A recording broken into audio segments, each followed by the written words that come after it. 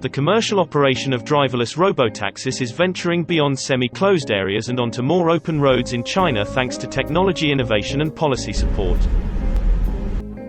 Chinese tech giant Baidu has started to offer the commercial robotaxi service in some areas of Wuhan and Chongqing via the company's autonomous ride-hailing platform Apollo Go.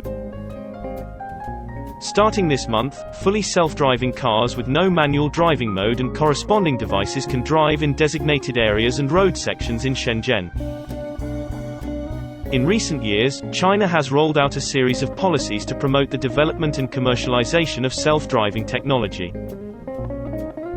According to CITIC Securities, the development of robotaxis is likely to be in a fast lane, with the market totaling about 3.2 trillion yuan by 2040.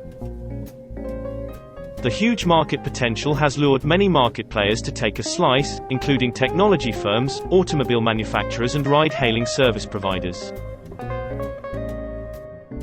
那今天的话，我们其实已经在北京、在广州都已经有我们这个无人驾驶的车辆进行常态化的这个路测和运营。那么我们接下来呢，还会持续的在技术上面去投入，使得我们的这个无人车可以覆盖更大规模的区域、更复杂的一个场景，做到更好的这个无人化的一个目标的实现。那我们今天大家可以在我们在广州南沙或者是北京、上海和深圳的区当中，通过我们的手机应用程序打到我们的 robot taxi，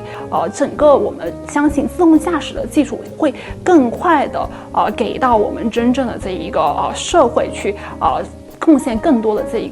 个社会的一个价值，为我们未来这个讲的我们整个智慧交通或智慧城市的这个建设去贡献我们的一个力量。